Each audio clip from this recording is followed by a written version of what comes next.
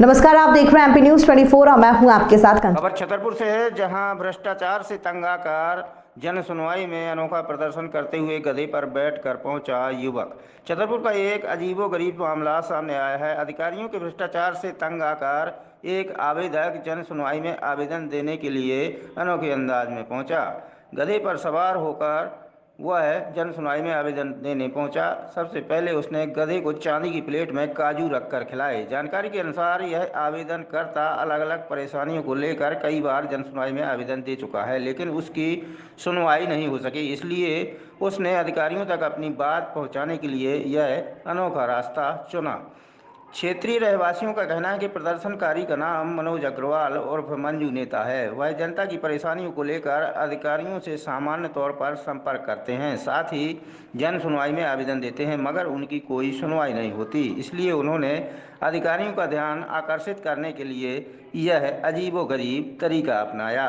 आवेदक जन सुनवाई में आवेदन देने के लिए पहुंचा तो अधिकारी ही नहीं, अन्य आवेदकों की निगाहें भी उस पर ठहर गईं। छतरपुर से एमपी न्यूज 24 के लिए JN द्विवेदी की रिपोर्ट। ऐसे प्रदर्शन कर रहे हैं आप? मैं गधे में बैठकर गधे को चांदी की प्लेट में काजू किशमिश बादाम पिस्ता की दृष्टि से प्रदर्शन कर रहा हूँ। चांदी की प्लेट में काजू पिस्ता बादाम कौन खाता है, ये आप लोगों को बताने की मुझे जरूरत नहीं है। आदमी सब समझदार है।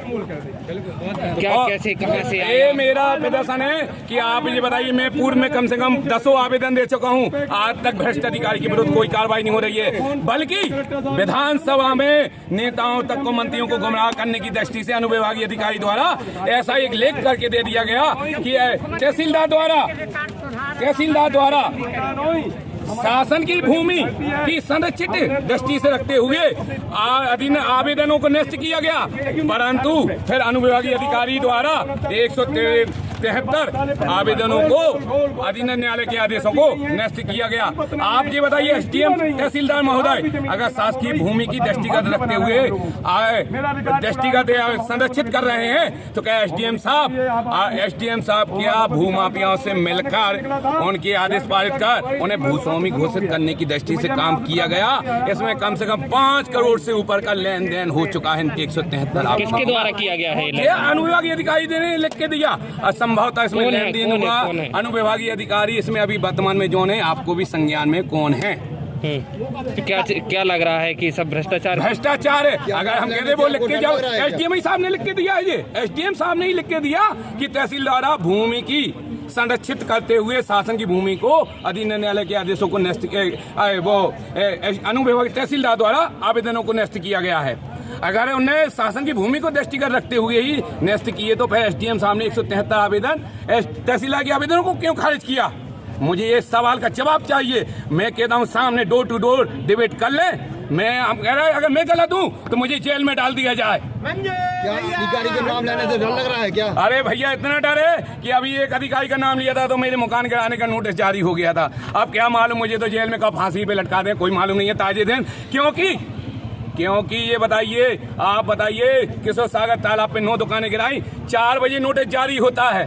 4 बजे नोटिस जारी होता है, 6 बजे दुकानें गिरा दी जाती है। अरे आतंकवादी कसाब को भी स्टेट सरकार, केंद्र सरकार एवं सुप्रीम कोर्ट ने भी युक्त समय दिया। क्या इनकी किस दृष्टि से इतनी जल्दी कार्रवाई की गई है? क्या इसमें भ्रष्टाचार किया गया? इसमें कुछ मंशा है इनकी? कोई लाभ हुआ है कि इन गरीब आदमियों को क्यों इनको समय नहीं दिया गया?